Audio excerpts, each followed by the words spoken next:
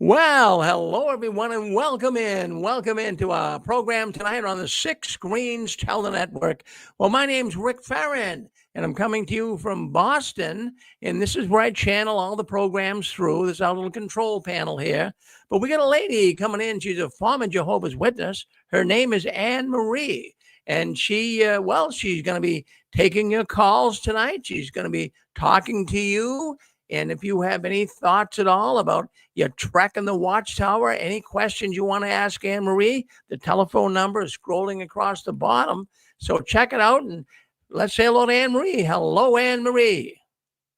Hello, my brother Rick, and I'm just so happy you and Susan are back home safe.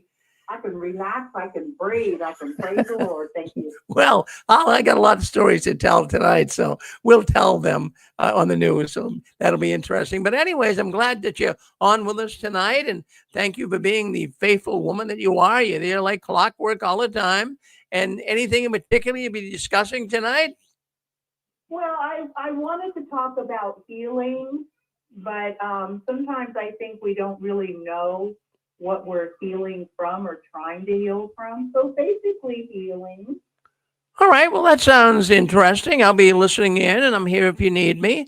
So you just let me know and keep rolling. And we got a good audience, like I say, and I know you'll get some good callers calling in. Thank you, Emery. Oh, thank you, my brother Rick. Want to welcome everyone in. It is Sixth Green Saturday once again. Today is October 4th, I think. Is it October 4th, people? It is October 4th. This crazy lady can't remember the date. It's Saturday, October 4th, and the year is 1925. My goodness, almost reminds me of a song. Anyway, I want to talk about healing today, but first I want to welcome all my brothers and sisters. And I'm sorry, but I consider all of you my brothers and sisters. Especially, I want to reach out to the PIN series if you're listening for the first time or the second time. If you're a PIN Q physically in the Watchtower but mentally questioning, you're in a scary place because the Watchtower mind control programming is very powerful. And it is indoctrinated and inculcated in your mind that if you question the Watchtower, you are questioning Jehovah. If you are doubting the governing body, you're doubting Jehovah, and you're letting Satan take over your mind. You know, mind control is a scary thing because when you're under mind control, you don't know how bad it really is. I want to welcome all my brothers and sisters who are chemo physically in, still trudging along, still living by the Watchtower script. Basically, you're acting really good, like a good Jehovah's Witness. But mentally, you are out. You are not fooled anymore. You don't question anymore if this is the truth, if this is really God's organization. No, you've done the research. You have taken off the Watchtower glasses and done the research. You see the Watchtower for what it is, but you're still struggling to be in good standing because you don't want to lose your wife, your husband, your mother, your father, your grandparents, your children, sometimes even your grandchildren. We have all suffered terribly, and we are all at different stages in our walk to heal, our walk to become our authentic self, our walk to live our authentic life. And thank God for Rick and Susan for providing this platform of the Six Screens of the Watchtower where we can call in every week and talk to each other, get support from one another, because you know what? It wasn't always here. So thank you and welcome. This is your show, Touched by the Tentacles. Anybody want to say hello? What for? Whatever. Experience? Anything? Hello. Say, go ahead. Who's this? This is Donald from Texas. How are you doing? Hi. How are you? I'm doing good. Well, you sound good. How's Yeah, I've been busy for the last week or so on the computer, doing with programming. No, I don't actually write programming, but I had ChatGPT help me create a program, and I just started selling it just recently, and I made My first Ooh, $97 today with it. what? Yeah. Dang, you're like on it. Oh Taking care yeah. of business, huh? Good for you. Yeah. Yeah, I love working on the computer. But no, wait, you were saying you were going to talk about feelings today, right? You said feeling or healing? Which one? Healing, as in, got to put a Band-Aid on it and try to Okay. better. But the reason I was wondering, I've heard of so many people who, because when I watch YouTube videos, there's a lot of people on there who left the Watchtower, but they're struggling so much mentally because even though they've been out for like a number of years or so, the Watchtower programming is still in their head, and they can't seem to. It's like they can't break free from it, and I wonder why they can't. What's happening with people? Why is it so hard for them to break free from the stuff? There was a white lady I heard that she had been out of the religion for a while, and when she and her husband were spending Christmas, she was scared. She thought, "Oh no, am I doing something wrong?" This was well after they left the Watchtower, and it was like, Oh yeah, yeah. and it's like the mental anguish, the mental trap is still in their head, even though they're physically out. It's like it holds on. It's like prison sort of travels with them wherever they go. No doubt. There's an old country saying you can take the girl out of the honky tonk, but you can't take the honky tonk out of the girl. You can take a person or a person walk away from the Watchtower organization, but that insidious, deeply embedded Watchtower mind control programming is in there. It's worse than ragu. It's in there. And no matter how you learn about what the Watchtower organization really is, I mean, I've been out for almost 40 years, and I mean, you still hear people that are still afraid of Armageddon, even though they've been out for like decades even. Yeah, it's the programming. Honey, if it was just religion or whatever, it wouldn't affect us that deeply. We wouldn't all have gone through that. What if they're really right? What if Armageddon comes and I'm not in the Watchtower and Jehovah's going to kill me? Where does that kind of deeply embedded fear come from? But you know what's interesting, Anne Marie? What's that? The people that have gotten out of the Watchtower, read the Bible for themselves, without Watchtower lenses on them, and they know what Jesus says, and they know that that's not what Watchtower says, and yet it seems like they still struggle with the Armageddon thing. But exactly. It's like when you leave the Watchtower, you know that you're not supposed to disfellowship people. There's nothing mentioned. There's nothing of that in the Bible. Jesus never disfellowshipped anybody and stuff. And yet the rules of the Watchtower still hang with them, even though they know what Jesus said.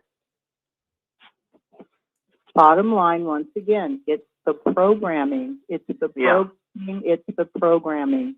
I mean, here's just an example. Like you said, the Bible says this and they teach that.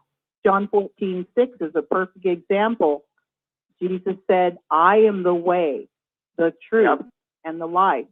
Does Watchtower teach that Jesus is the way? Does the Watchtower teach that he is the truth? Does the Watchtower teach that Jesus is the life? Jesus said to follow him. If we follow him, then we'll know the truth, and then we'll be free. And that's 8:31-32. That's in the Bible. But Watchtower actually teaches, and it's ingrained through their mind control programming, that they are the only way that you can have a right standing before God. They only by following them and obeying them and serving them and being loyal to them, obeying them. Oh, that's it. They're the only way. They don't. So it sounds like what they've done is they've moved Jesus out of the way and put them in Jesus' spot. I mean, they kicked him to the curb and only take him out when he's useful. They don't teach Jesus is the truth. They teach that they are the truth, the only way to know the truth, and they have the balls, excuse me, people, they have the cojones to call themselves the truth. How many times have we heard the religion, Watchtower? Oh, yeah. In the truth. How long have you been in the truth? Oh, he's strong in the truth. Oh, she's weak in the truth. Oh, he's left the truth. Yeah. And what about life? Oh, no. The only way you have a chance, a hope for life is to follow, obey, and slave and give money to and be loyal to Watchtower organization. Is that what Jesus meant when he said, I am the way, the truth, and the life? So that's no. An example. I'm sorry for interrupting, but I'd just love to get my point across. You know, I do.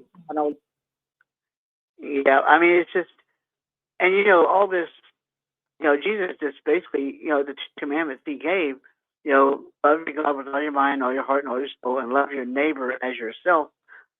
Those two commandments, Jesus said, sums up the entire law. And yet Watchtower doesn't do any of those. No, they're real good at cherry picking scriptures and making it seem like how they present any scripture that they are going to present and use. They present it in such a way to make it appear that God's word is supporting whatever bullshit they're trying to tell you. And it's sad because it makes you realize how much disrespect they have. You know what's funny though? Anne Marie? If Jesus were to join the Jehovah's Witnesses today, he would be disfellowshipped because he associates with people who aren't Jehovah's Witnesses. Donald, you are a very clear-headed, insightful gentleman. Oh, thanks.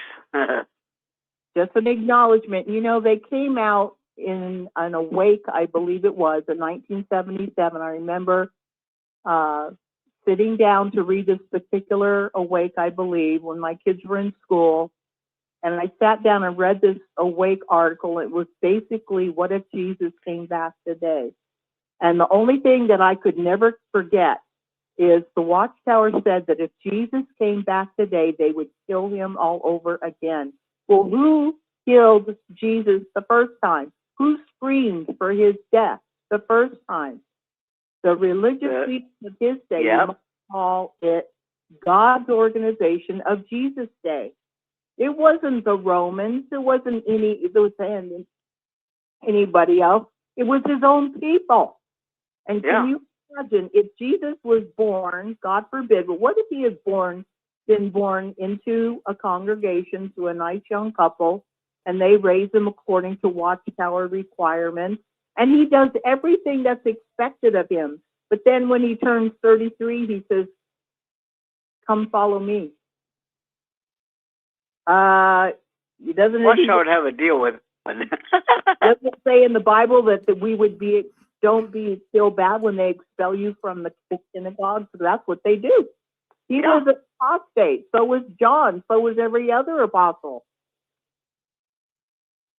Oh boy! But the only thing is, to try to disfellowship him, he would be disfellowshipping all of them. Yep, that is so true.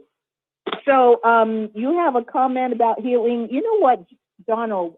You're always quite interesting to talk to. A lot of my callers, I enjoy every one of you guys. You guys just blow my mind. The stuff you all bring out. Anything? That's what I was wondering about the healing, because with the healing stuff, in some ways they're healed. They still have their Christmas parties and stuff, but yet sometimes in the back of their minds, this stuff creeps up. Absolutely, it does. It does. But we were all either caught by cult recruiters for the Watchtower, or we were programmed by our already programmed parents. Parents, Or, grandparents. And so, when you're a little kid, it's funny, but Watchtower doesn't just program their recruiter, the people they recruit, but they program their recruited people to program their own children. They don't have special children's classes where they do it. No, you have to do it. And any little... Hi, Anne Marie. Sorry, go ahead. No, Sorry. go ahead. Who's this? Hi, this is Nicole. Oh, okay, Donald. I hope you don't leave. Let's see what Nicole has to say. Go ahead, Nicole. Yeah, this is a very good topic because just as you and Donald said, when people leave the organization, they don't know how to find healing and they don't know what they need to do to be healed. Now, I can speak for myself. For me, my journey of healing depends on me indoctrinating myself from the indoctrination that I received over 20 years. So, for example, today I was looking over the book of Revelation, and the first thing that memories that come to me on the book of Revelation is what was taught by the organization in that book that they published back in the 90s. Revelation is Grand Climax at Hand. And when John said, "Oh, I came to be in the Lord's day," what does that mean? Well, my mind tells me it's what the Watchtower taught the Lord's day to be. And so as I was reading the book of Revelation, I realized that this is something, this doctrine is something that I need healing from also. I need healing from that false doctrine that they preached about or they talked about in that book that they published. So for persons to make any headway in their sanity with regards to this destructive organization, they need to untrain their minds or their thoughts on what the Watchtower told them all these decades, or how many years they've been with the organization. They need to untrain themselves from believing that. But then how do they do that? They have to find a support group. If persons are religiously inclined, then they have to find a religion or a faith, but not even that will be able to help them, because some of these religions out there, they behave pretty much like a cult as well. So then how are these ones to find the medium that will help them to heal from this destructive religion? For me, it's returning my brain all over again and purging the false doctrines from my head. That's for me. No, that's a good point. I don't know. I did therapy for quite a while here and there, different therapists. And I finally stuck with one therapist, but I never once mentioned to any therapist I ever saw anything about being in the cult. It never even entered my mind, because I was just aware I'm a nuts and bolts person. I was thinking, you know what? I am not normal. I don't behave normal. I don't have social skills like a normal person. I don't have emotional maturity and so on. And so the therapist, all of the therapists helped me to look at where I was emotionally, what issues I had, problems with dealing with this, coping with that, and so on. And I just learned to deal with things. And, a lot of people say, oh, you got to find, somebody who knows about cults and things. I don't know. I'm not a complicated kind of person, but that's just me. But the one thing I found that helped me a lot is one therapist said, the reason why a lot of people have so much trouble with healing, why aren't I better? What's wrong with me? She said, healing is so hard because it is a constant battle between your inner child, who is scared and just wants to feel safe and accepted and loved. And then there's the conflict with your inner teenager, who is very angry and just wants revenge and just wants justice and to be seen and accepted for what they are. And then there's your current self, the adult, who is tired and just wants peace. No more conflict, no more drama, no more what if, no more fear, no more feeling like you have to say yes or apologize. The adult self is just wanting to be in peace. And when with me, Marie. Of course, I didn't stay in very long because I studied with them very briefly in the early '90s. So to really be healing for me because I get indoctrinated. The only little bit of indoctrination that I got, which it was easy to get rid of, was during my studies. My study conductor, partner, whatever you want to call him, he always pounded in my head, bad association spoils evil habits. Yeah. And of course, what that was referring to, I didn't know, it means don't associate with non-Jehovah's Witnesses, including your family if they're not JW. Well, after studying, I just ignored it. I thought, you know what, that's garbage. I'm just going to throw it away and it's gone. But for those who have been in for so long, it's not just that bothers. It's the whole Armageddon thing, the loyalty thing that they're having trouble healing from. It's like, well, it's kind of cancer. You take the medicine for chemo, with chemo, and it takes a while to get healed. It's the thing with Watchtower that I've worked at. These people are still trying to heal, even though they've been out for years. Yeah. It's, I mean, they basically tear you up and wring you out and lay you out to dry. And when you're struggling to deal with whatever the ramifications, it's always your fault, your problem. It's like beating somebody up and you're in pain and rolling on the ground. Okay, well, you did it to yourself. That's the way they operate. Yeah. Hey, Anne-Marie. Yes, who's this? God, I miss you, Doc. This is RJ from the Midwest. Dude, tell me your name again, baby. RJ. Oh, RJ. I've called in a few times. I know you have. What's up with you, my love? So the theme today is feelings, and I won't sing the song Feelings.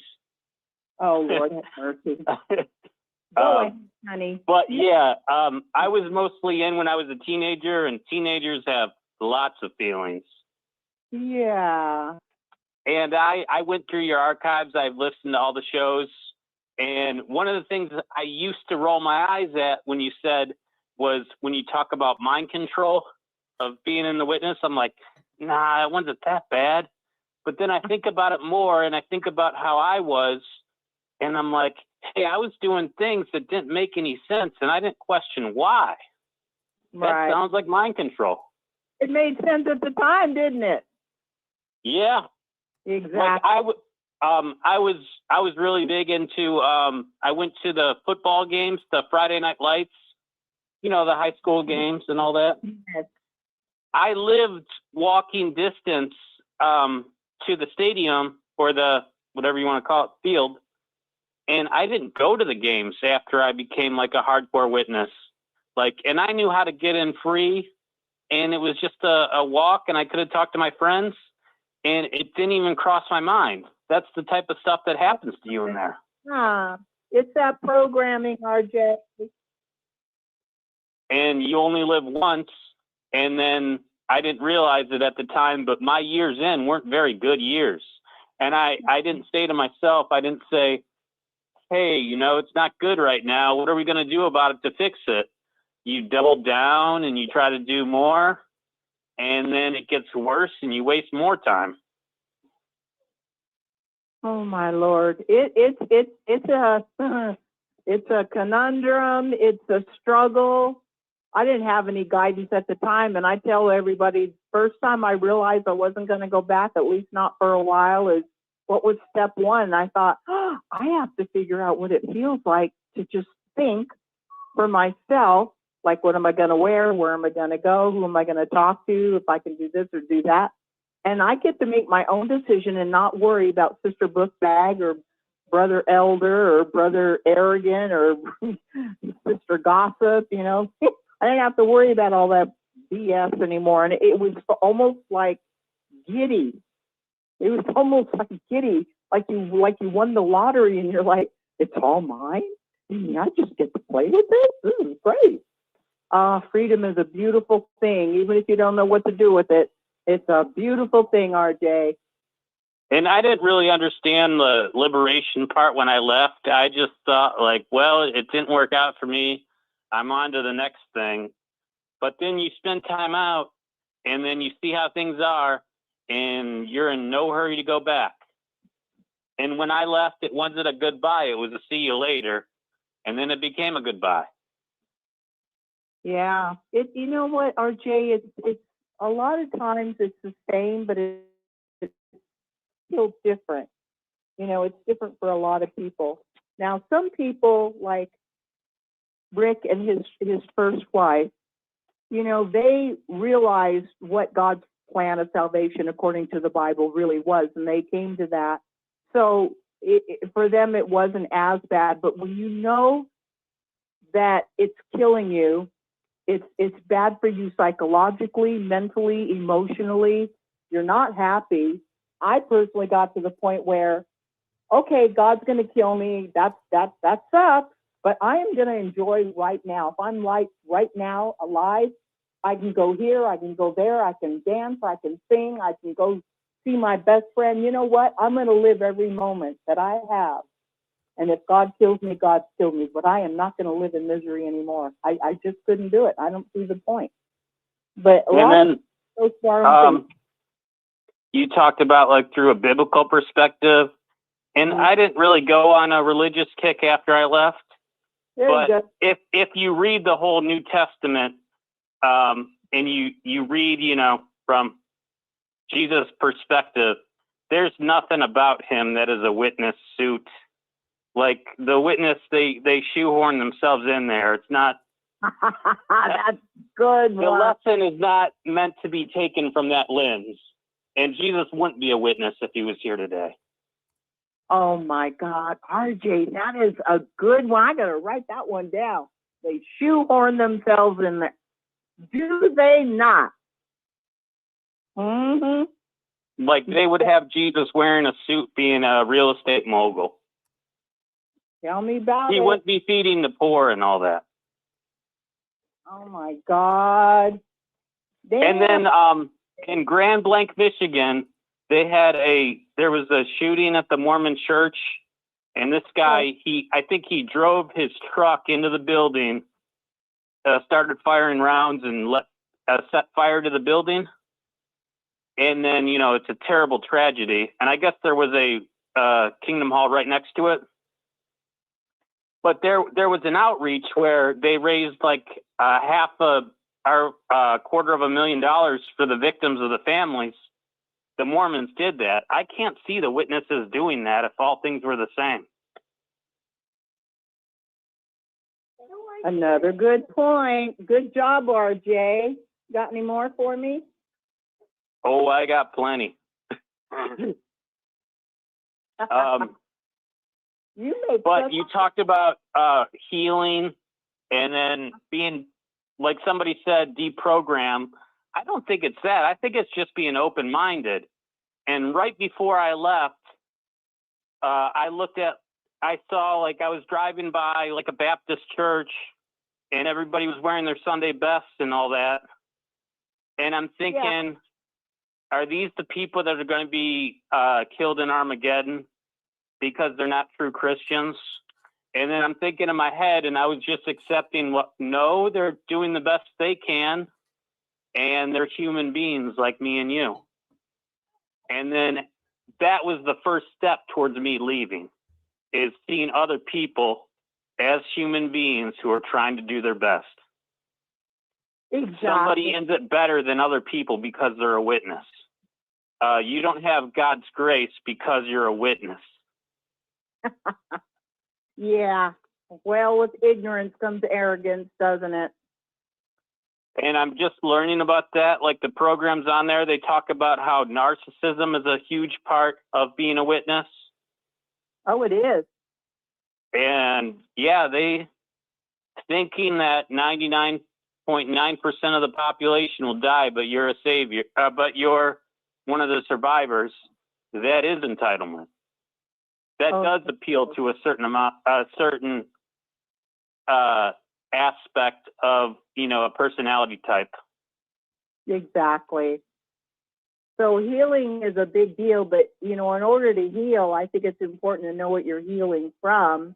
And that's why I'm a real proponent of just doing the research, taking off the Watchtower glasses first, doing the research, praying for guidance, because, we are allowed to pray for Holy Spirit, for God to guide us, help us. My prayer was, help me to show me the truth, even if it goes against everything I believe is the truth.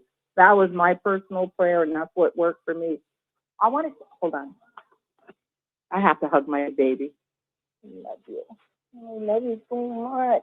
Mwah. Okay, you can go play now. And I think an important thing is you got to reach out and you got to talk to the people who are unhappy being witnesses. There's going to be a small percentage of people who like being a witness, and that's the right fit for them. And, all the power to them. They have too much in the organization to throw away. But talk to the people who have doubts and the people who aren't happy and are doing it out of obligation or to, maybe their family's in it. Maybe they got nothing else. Maybe they joined at a bad point in their life. We got to reach the people who are unhappy and then, guide them along and give them reasoning, common sense, and open-mindedness. And then they can take that step. I have a question, RJ. Yeah. How are you going to know the ones who are questioning and the ones who are unhappy? When these ones know, if they voice their questions, they're going to be in the cold room with the elders. So how would you know someone who is unhappy being a witness? Well, I don't go to the Kingdom Hall anymore, and they're not asking the questions to the elders and the ministerial servants and the ones at the hall.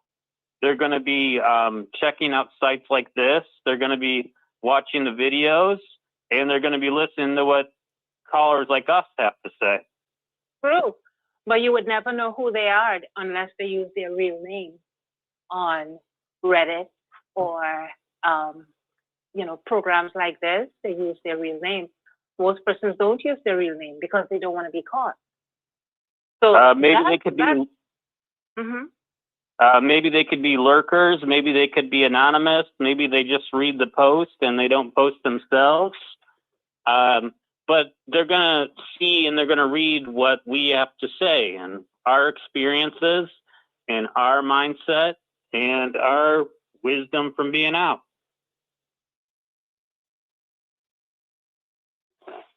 Yeah, I think all of us have tidbits to share that could help others. Absolutely. And from what I like, sometimes I kind of, when you're younger, you keep moving. You don't really slow down. You keep moving no matter what's going on. But yeah. I kind of look back at some of the stuff that happened when I was a witness, and there was a lot of young people with mental illnesses, and what the kids call today crashing out. There was a lot of that going on, and sometimes you saw it, sometimes you didn't. But you'd hear stories of, I remember one brother, he had a nice witness girlfriend and things didn't work out. I don't know why they didn't work out, but he took 20 sleeping pills and then he had to crash out then. He didn't want to live anymore and he needed, to go through therapy or whatever to get through that. Oh. There was always, like real sad stories going on. Mm-hmm. With the young people, and they, like you kind of, witnesses are very judgmental. Like they don't understand people that are vulnerable or people that aren't perfect. And, yeah, we do though. My mom. We understand it. You're a human being first, and the religion that you choose, that's secondary. My mom taught me that when you are healthy mentally and emotionally, you don't feel the need to look at others and criticize them or to judge them or to talk garbage behind their back, to gossip. And, you know, she said, hurting people hurt people.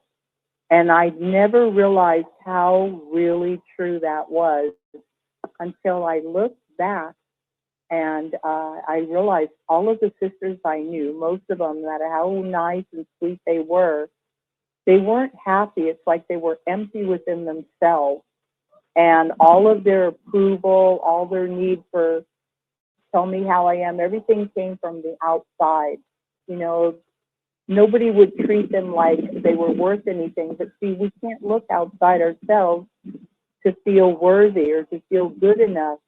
Well, I noticed through the years looking back, even though I have to work on it every day, I have to be cognizant of how I react, my behavior, what I say, my stress level, whatever. I realized I don't get upset if people call me a bitch or you're stupid or whatever. I'm just like respectful of their opinion and their right to their opinion, but it doesn't hurt me because my identity, my peace is not defined or determined by outside myself. It's determined by inside myself. And I remember again what my mom said. Remember, hurting people hurt people. When you look at these people, a lot of them are narcissists. A lot of them, I think that a lot of them are psychopaths or schizophrenic. I think a lot of them have serious issues. But a lot of them, bottom line, are deeply confused, deeply unhappy, deeply in fear, and terrified of the future. They don't know where to go, what's up, what's down, and down deep they feel lost. Because let's face it, even if you're in good standing in the Watchtower, can you really look at one of your friends and know that's a real friend? Not really. Go ahead, sister, you wanted to talk? Well, Anne-Marie. Yes, Suzanne. What I was going to say was, and yeah, that's another aspect of it is they teach you always have to work for salvation. Like, even if you were like 60 hours a month publisher, they would be pretty arrogant to say that they knew they were saved in Armageddon. You wouldn't hear that too often being a witness. Or you would say, what's wrong with this person? Can you believe their ego? Oh, yes, sir. But, I mean, and then in the world and other religions, they're like, well, if I do fair play, if I treat others kindly, I don't know why God wouldn't let me in the gates.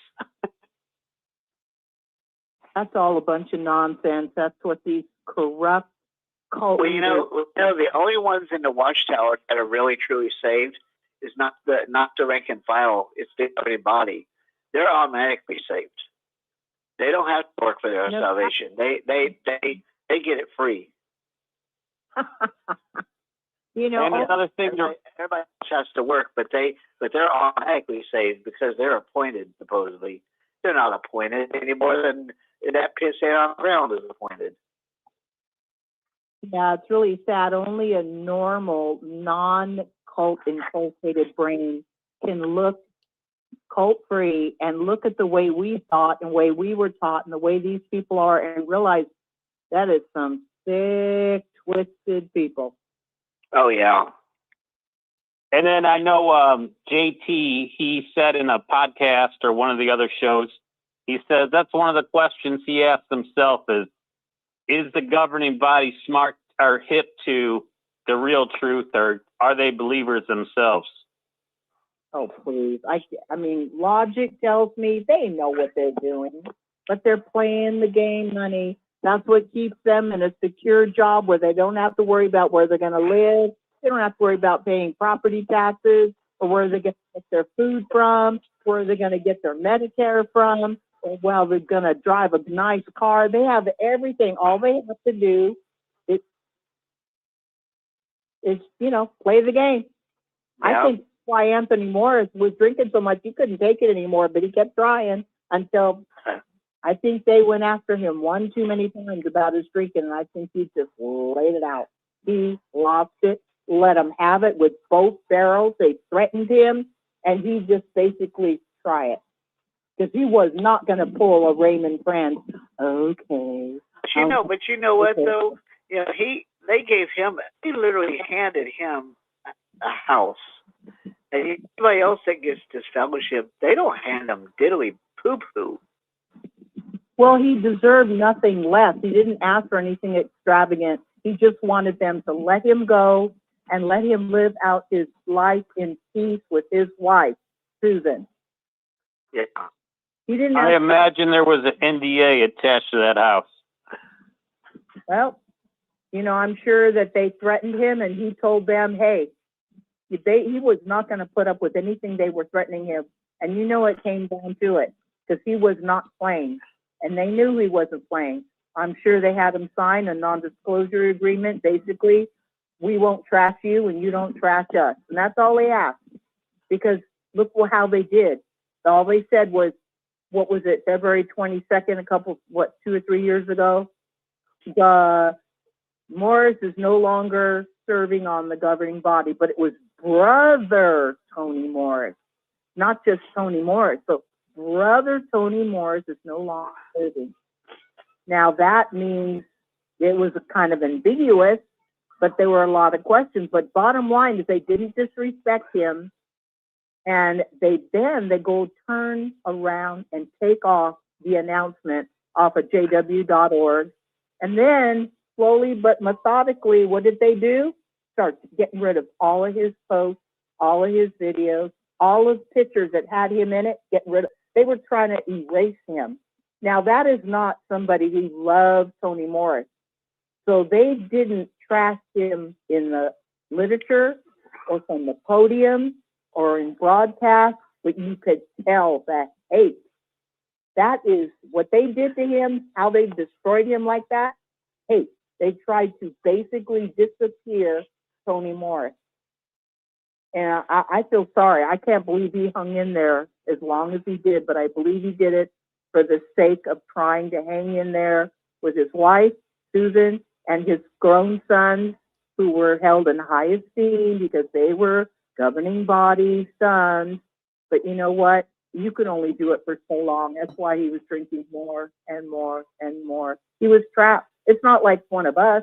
We could just stop going to the Kingdom Hall, but we have a place to go to, even if we're living in our parents' garage.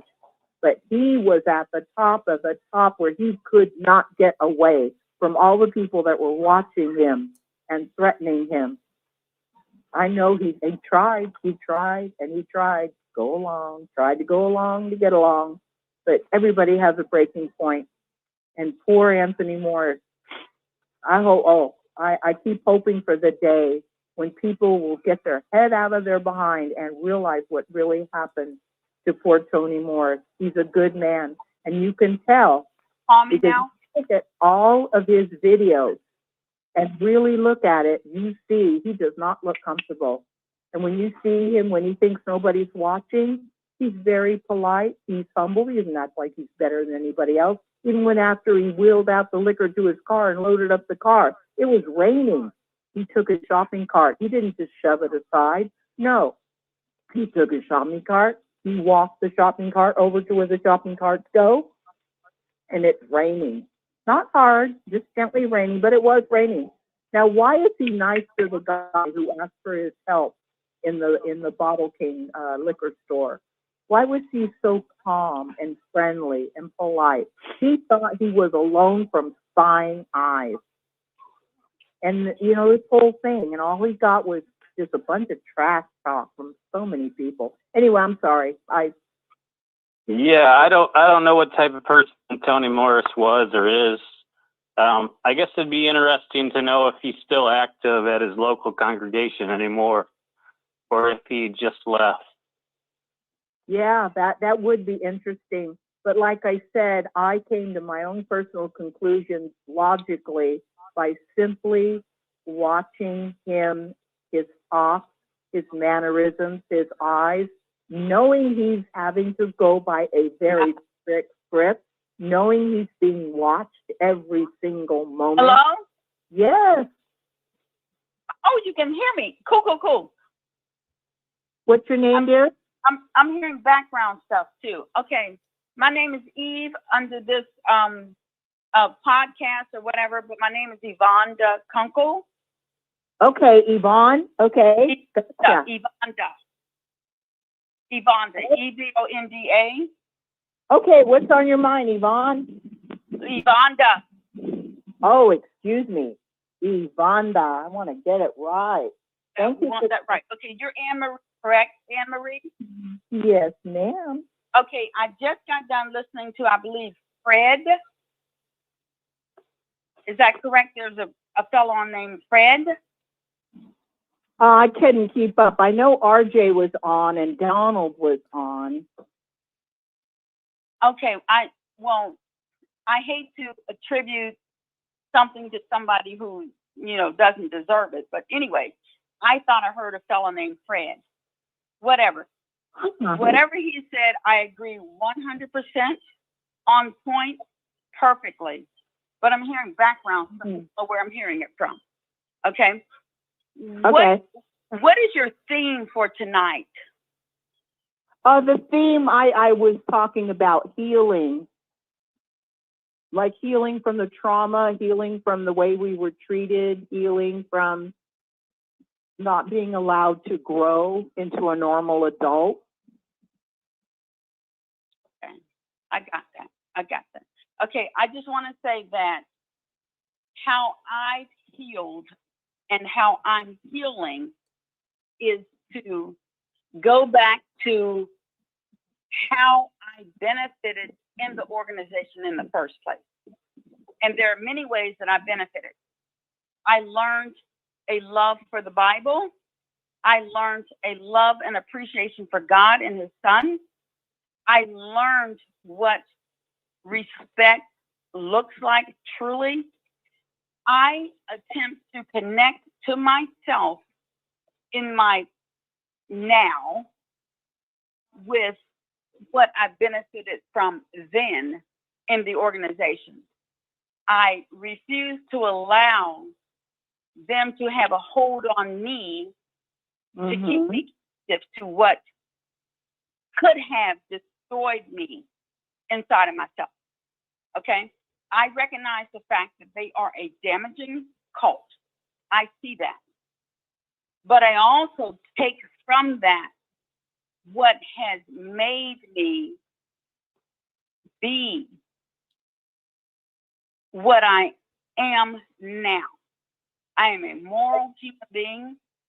I have an intense love for the Bible, and an intense love for my husband, an intense love for all things pure and righteous. That's what I can take away from that organization. The rest of it means nothing to me. I will not allow it to hurt me, damage me, or hold me back. There you go. You go. Being said, what I do, I walk into that world, this place that I inhabit at this time of my life, like I own this shit, because I do. And the reason why I own all of this is because I am the daughter, hear me clearly, the daughter of the King. I have privileges and I have power, and I walk in that, and nobody will ever take that from me. Don't even try. So, well, that's so important. That's the huge part of healing, is that you set the rules. I'm not done. Anybody, and I want to speak this clearly and precisely, anybody who is still hurting, and I understand that hurt. I understand it. I'm not going to downgrade it or belittle it. I'm going to let you know that there is a light at the end of your tunnel. There is a light at the end of your tunnel. And don't let it be a train coming at you. Let it be freedom that has been presented to you, that is yours to own. Take from that organization what was presented to you as good. Whatever whatever hurt you so deeply, pray through it, walk past it, go forward, and be free. What?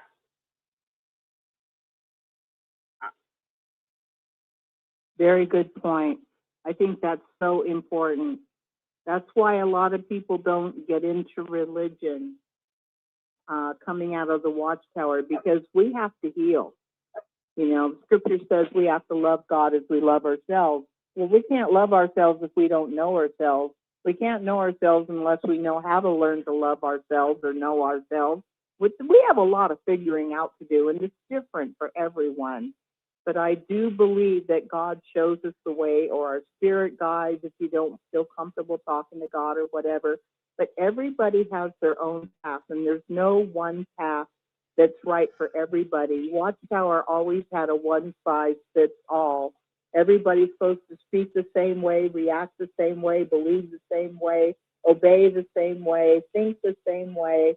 Don't have questions, just, you know, basically don't ask questions, just obey. Don't think to yourself or you're like Satan. Yeah, and now you're trying to figure this whole thing out. No wonder, you know, we have problems. Anne-Marie? Yeah. Can you hear me? Can you hear me okay? Yeah, who's this? Okay, this is still Yvonda. Okay, I just want I'm to... hearing you. Huh? I'm hearing you. Okay, I just want to say a couple more things. Your show is powerful because you give the voice to people who need to be heard.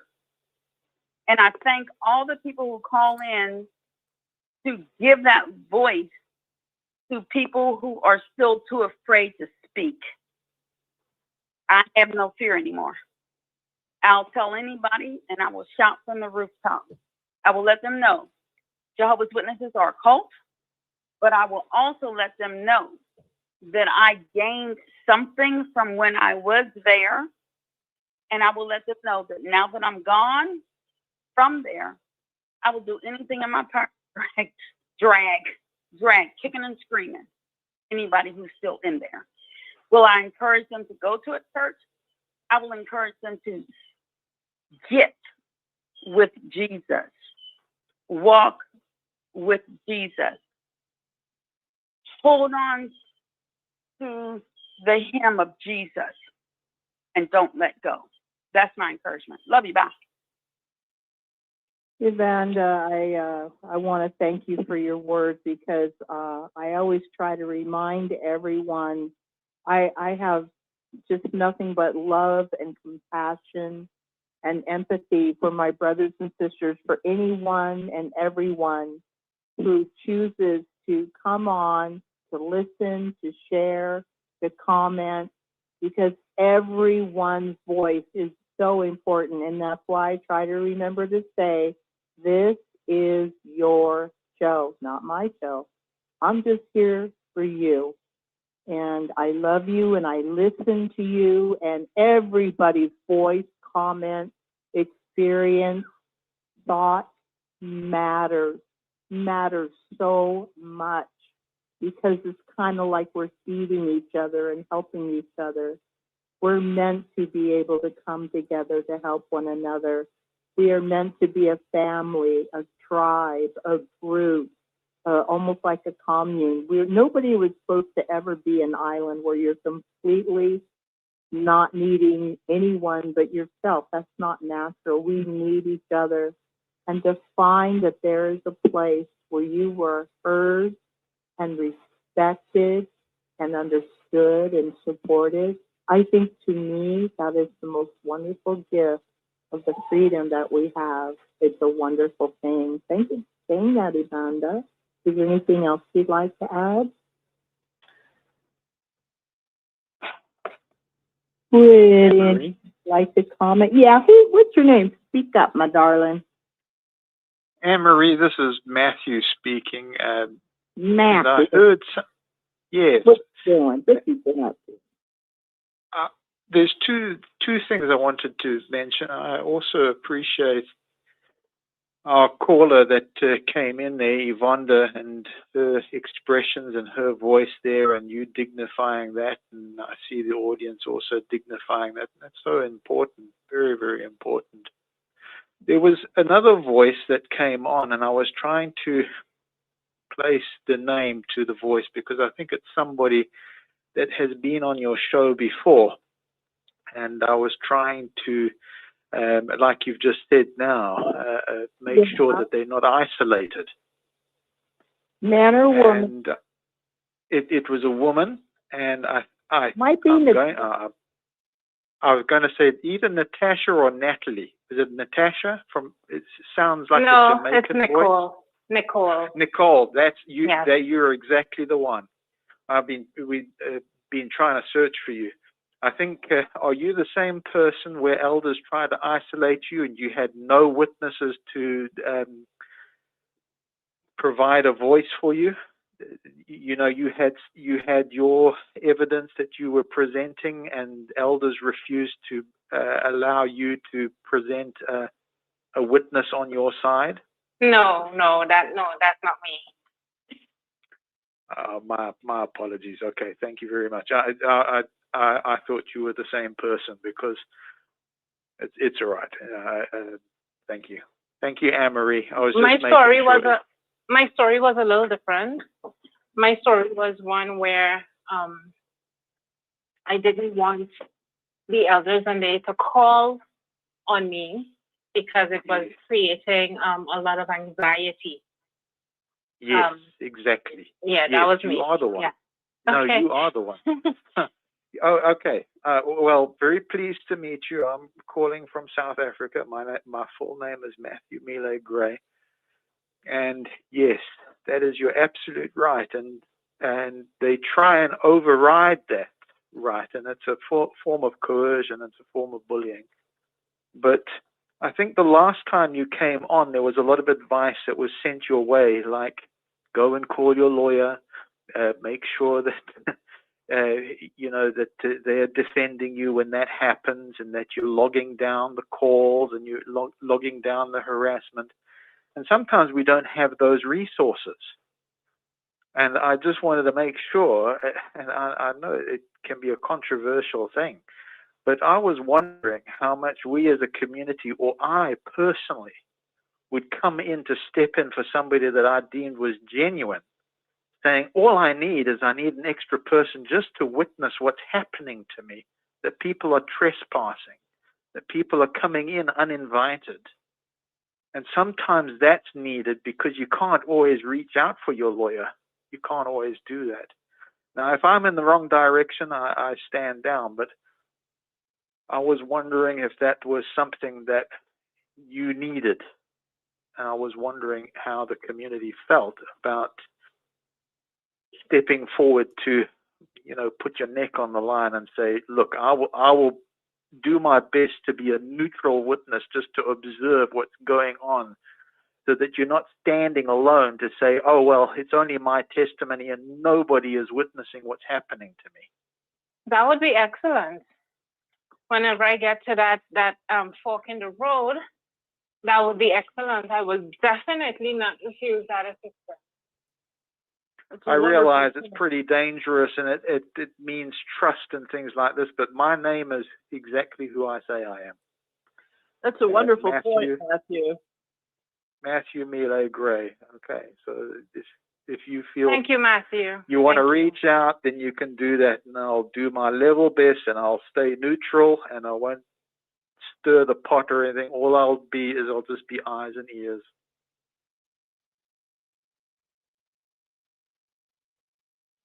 Well, I had a used copy of Black's Law Dictionary, and I put it next to the credenza next to my door, and mostly when they saw that, they fled. It had a wonderful voodoo effect.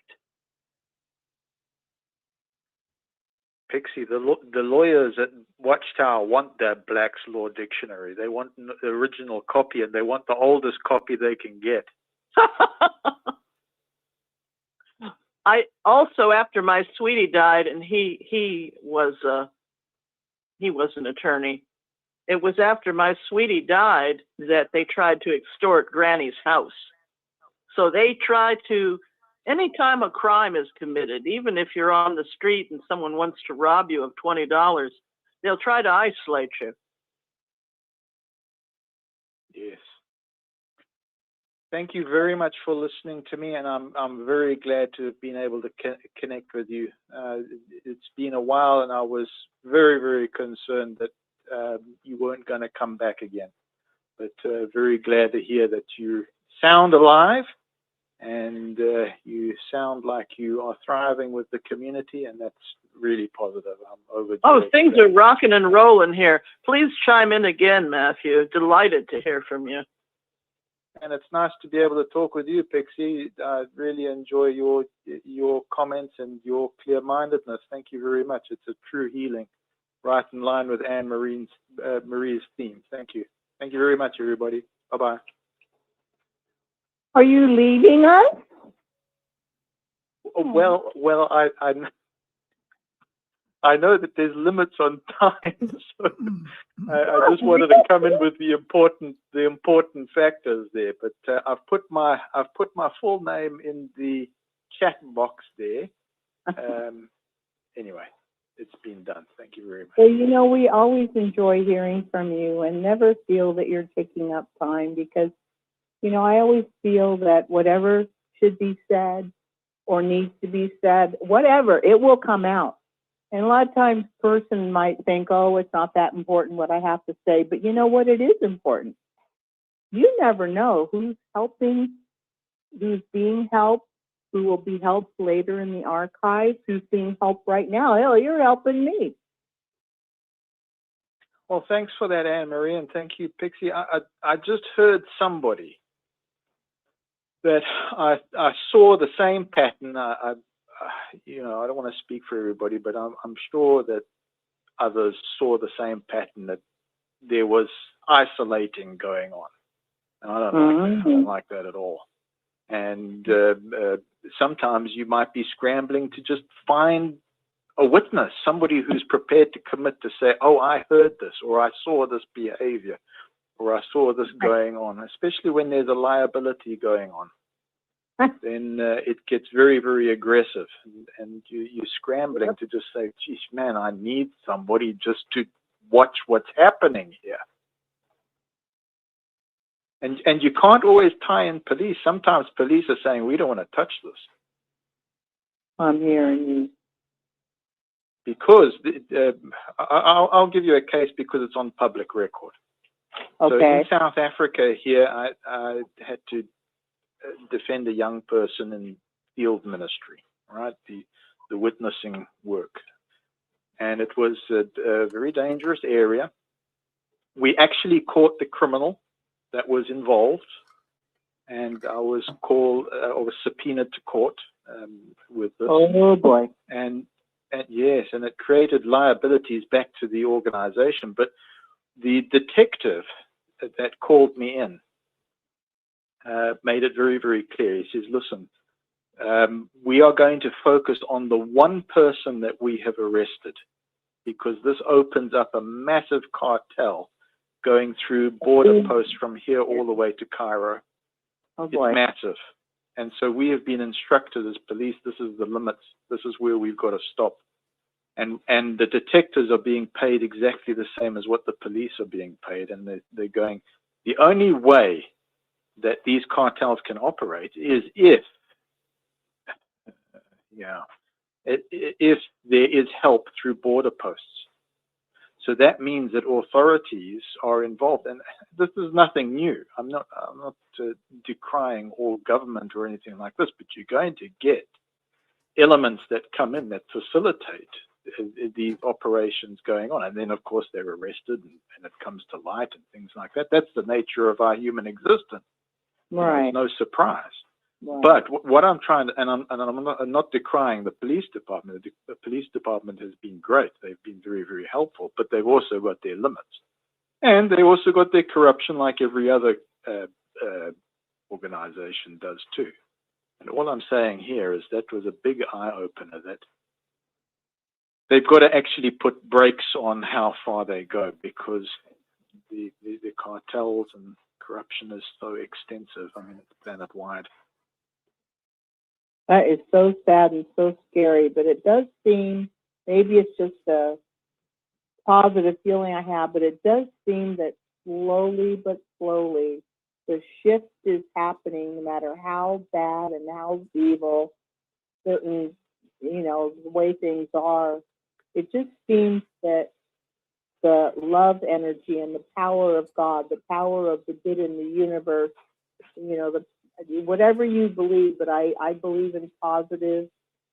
I believe love over hate, positive over negative. And I believe whatever we put our energy into, it makes it stronger. And when we're honest, when we're giving, forgiving, supportive, generous, I feel like there's going to be a slow turn. Even if it gets worse, it's still going to turn. That's me. What do you think? Well, can I give you a positive injection or attempt to? Well, can you? Well, it depends on how it's to be interpreted. I'll just give you the event, and persons can make their own conclusion. But I would say that there are some very courageous people in Ireland, and I could see the various connections that were going on and why there was such heavy defense for defending against liabilities or potential liabilities. But the police department there is incredible, or there's elements within the police department that's incredible. And I have confidence in those elements of what I deduct, and it's my own conclusion, but I conclude that they are good people that are wanting to protect children and the vulnerable. And they reached out to me. They reached out to me and spent an incredible amount of time. I mean, the work that is going on in Ireland is incredible. And for this person to have reached out to me in their authority and to ask me all the questions that they did and sit and listen to what was going on, I am absolutely impressed with their discretion, with the effectiveness of what they are endeavoring to do within legal confines. And even if it doesn't have traction, I believe that those elements are growing more and more because of the kind of work that is being done truthfully among community like this one, Anne-Marie, like what Pixie does as well. They are locking onto that information and they are getting to identify the harmful patterns that are going on. Yeah, so I don't know if that uplifts. You're brave. Where are you at right now? I mean, are you? I'm in South Africa. My subpoena is on public record. The South African government even paid me to come into court. Wow. But once that happened, I realized that none of the fiduciaries, none of the congregation came to that court case. Not one single person. And it hadn't dawned on me. I was still living in Gaga land as to what was going on. But not one came. And then, of course, the congregation was disbanded and the body of elders was disbanded as soon as there was a hint of liability. Anyway, so that's huge. Passionate about this thing. That's the same. But it's on public record, and the advantage of it being in court. And I'm not going in with a deliberate action. I'm just going, what is my responsibility? That's all it was. I don't have some master plan or something like this. I'm just going in, okay, here was the case. Someone's arrested, being called in. What is the truth from my perspective as much as I can make it? And be open to the possibility that maybe my perspective is not quite right, but this is the best that we have as humans in the court system. And just go, well, if there's karma, if we reap what we sow, what'll be is what will be. I even saw the person that they was arrested, and this might sound crazy, but somehow prison was good for them. It somehow improved their quality of life. Yeah, Which well, might sound like a weird thing because who wants to go to prison, right? But it Right. somehow improved their situation. And I looked at this and I thought, okay, yeah, however it handled, whether people come in and say, look, full justice wasn't carried out, I go, okay, but this is the best that we've got as a civilization for now, and I can live with it, you know. You sound like a very honorable, nuts and bolts, do what's right kind of guy. In bad shape. I'm not in good shape. I mean, I'm talking here now. Got to a stage where I couldn't even get words out of my mouth. It was that bad. And unfortunately, I kind of regressed in the past day or two or whatever, and it comes in waves. But that's the extent of the damage that's been done on a psychological level or whatever, you know. And yes, there's underlying conditions, but I can't deny that the trauma has been incredible, you know, and to try and these kind of discussions that you have here and various ones like this, I've got to tell you, the value upon it, or even like Rick Farron and linking in doctors and linking in various professionals who are licensed, that was an incredible move. When that happened, it opened up so much because it now linked into peer-reviewed authorities, you know, the people that had some kind of accountability, and I'm very grateful, extremely grateful. Grateful. You know, each one of us. Okay, so thank you very much for allowing me to talk a bit longer in that invitation. I think I've taken up a lot of time, but I just wanted to. Yeah, we got you on the timer. I'm messing with you. You talk as much as you want. Anybody who wants to chime in, I want you guys to know, and I think they all do. They are Hey, free. Matthew. Thank you, Nicole. So I've written in the comments there, Okay. just in case you're wanting to connect to me. Okay. I'm transparent. I'm who I am. My face is Okay. my face, and my name is on my channel. I don't know about you know, linking to channels and ethics and things like that, but I'm easy to find. I'm not hard to find. I am who I am. Thank you. And I think you go onto YouTube and there's a little section where you click on and it says who you're about and it reveals things or whatever.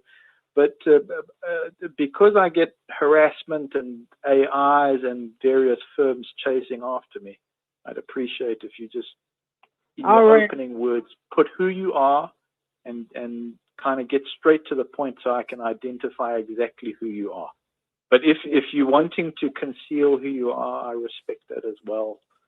I know it might be a bit difficult, but I just thought, man, if you're needing somebody just to come in as an extra pair of eyes and ears or whatever, I'll do my best.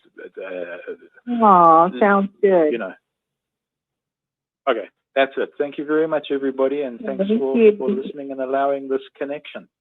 Always, this is your show, people. Okay, what's the sister that was trying to speak? What's your name? You didn't run away now, did you? Sister, come on. Marie, no, it's Nicole. It's Nicole. Oh, Nicole. This is fun. Talk. Yeah, okay. So, thank you, Matthew, for reaching out. Thank you for posting your stuff on in the public, YouTube. Thanks for that. So, if I need to reach out, I know where I can reach out. Thanks very much for that. Oh, I just want to be here for you. All my brothers and sisters, I am here for you.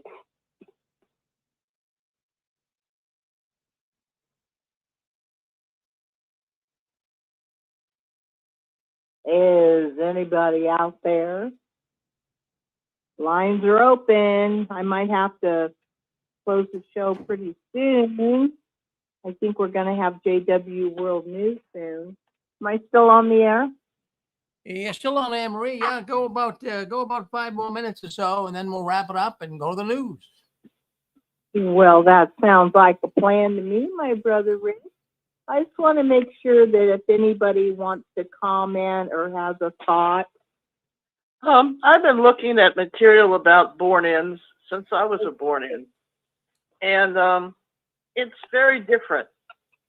Often we don't have anything to go back to. I can go back to the arts, but I think it's important for everyone to go to their public library and get the book Boundaries if you can find it. And any books in the psychology self-help section, they're not going to harm you. They're going to give you tips on how to set goals. There's going to be business books at the library. For me, when I was young, the etiquette book was important because I really didn't know what to say in the world, if you can memorize parts of that. The public library, for the witnesses that are still in, but especially for people if they leave, and especially for the born-in, you can reparent yourself with some of those books. Dixie, that is phenomenal, concrete, down-to-earth, very sensible advice. It is not going to hurt you, but the availability is there. And it's one thing to look on the internet, that's all well and fine.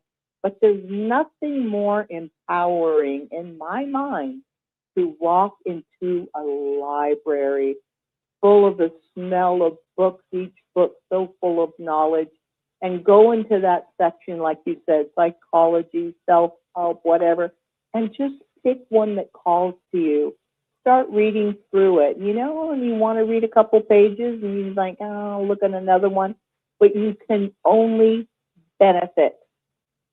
That's right, and it costs you nothing, and you can sit there and read it, or you can get a free library card and bring it back later, and it's like a free bookstore. You can sit there and enjoy it. Some of the libraries have other things, like a book club night or even cooking classes. Here in the South, the library has become like a community center in many ways. And it's free, and people just don't avail themselves of these wonderful libraries. And it can differ. Some states don't have it as well as others, but the library's open. That is so good to know. I was just at a library just yesterday, and I realized I hadn't been to a library in years. And I always remember standing in the library, looking at shelves upon shelves of books, thinking of the knowledge that is in between those two covers. There is nothing more than getting in there and learning. And, you know, Watchtower never wanted us to learn. The only thing I wanted you to read was what they printed. It's scary. We are free to learn, free to explore, free to research, free to benefit from all those types of books that you suggested. Pixie, you are a wealth of very valuable and very sensible, empowering information.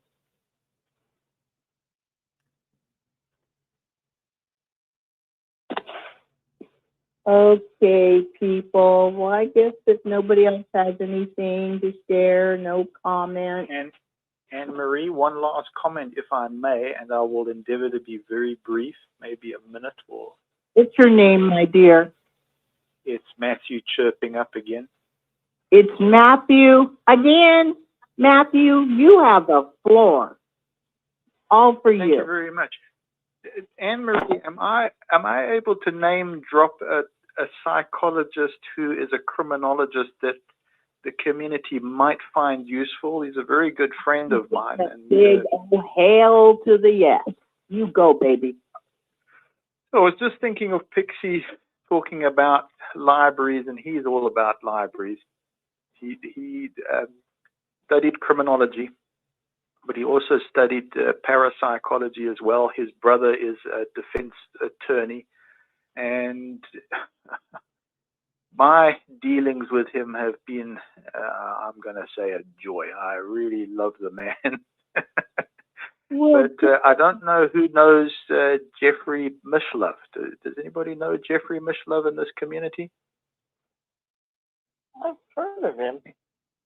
Anyway, Jeffrey Mishlove, he is able to put us onto those kind of empowering books and things like this, and he worked the prison system, so he understands the criminal mind, but he decided that he was going to go essentially into teaching or allowing people to speak about their experiences, various spiritual experiences, in an eclectic way without promoting one above another. So he endeavors to have a healthy skepticism and to promote essential critical thinking. But the books that come through that this man has been able to put community onto are incredible. And what's nice about it is you can go through the index and go, oh, that's what I'm looking for. This is the particular thing that's nuanced or applicable to my situation.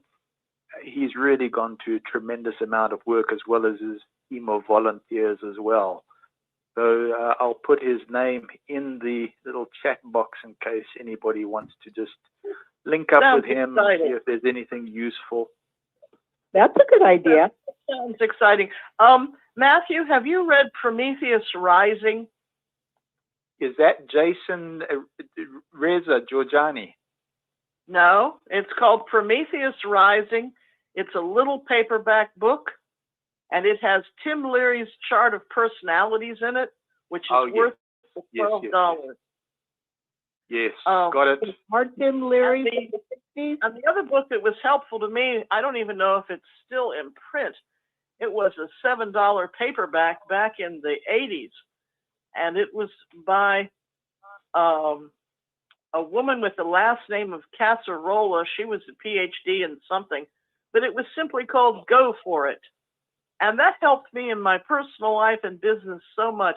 Some of these books at the library are not going to be the scholarly books that you and I read, Matthew. They're just going to be etiquette, goal setting, the book boundaries, and books about personality that are written for the laity.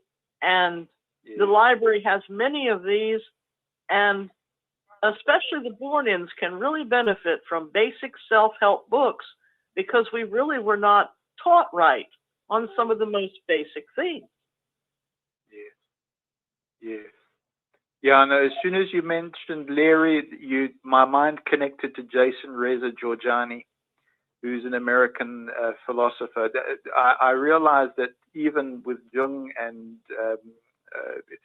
William James, I realized that there is some controversies and things like this, but at least they are upfront with peer reviewers to the sigma or where there's limitations. I know that they compete among each other, but I found it refreshing. Somebody who knows what William James was about. Dr. Tim spake unto me before he died. I encouraged him to talk publicly about the hospice issue, and he did.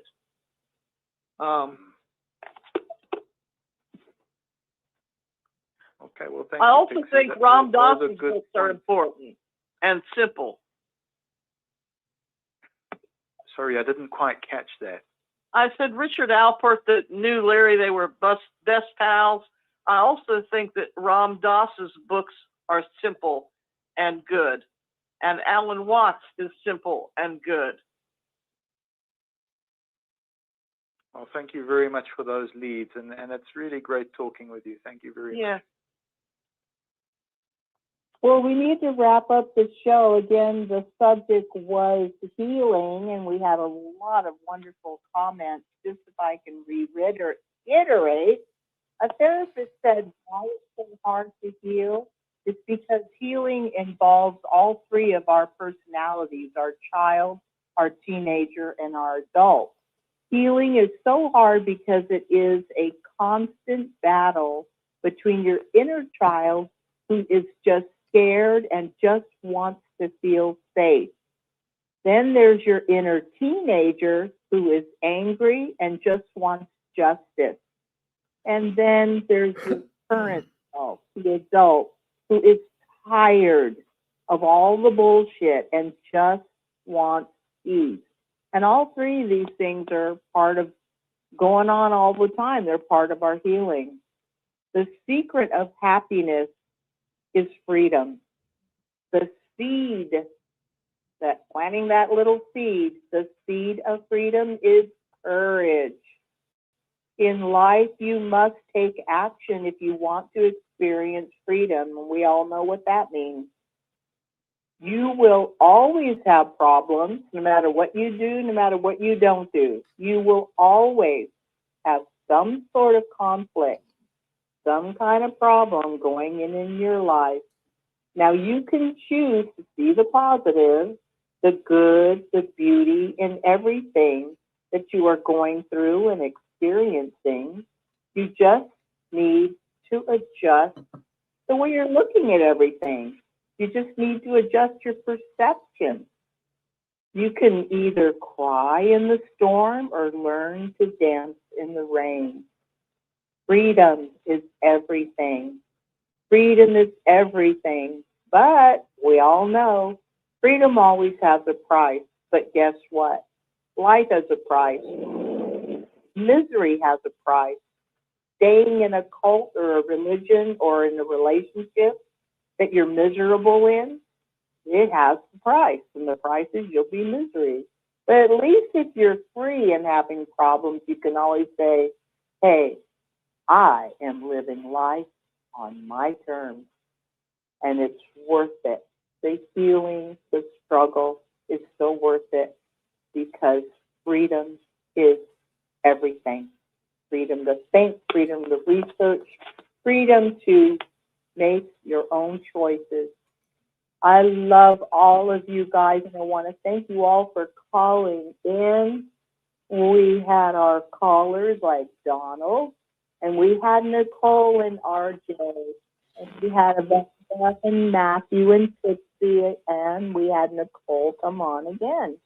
If I missed anybody, please know I love you too. This is for all of our brothers and sisters today and later in the archives. I want to wish you all a happy 6 Green Saturdays. Again, today is Saturday, October 4th, 2025. This is the show Touched by the Tentacles. Our subject today was on healing and how we all heal in our own way. We need to go now to our beautiful patient brother, Rick, and JW World News. Rick? Well, thank you very much, Anne-Marie. Very good job. Lots of commenting tonight. Lots of people coming in from all over the world. So that's always good here at the 6 Screens. Well, we really appreciate Anne-Marie's effort and great program with all about healing after leaving the Watchtower.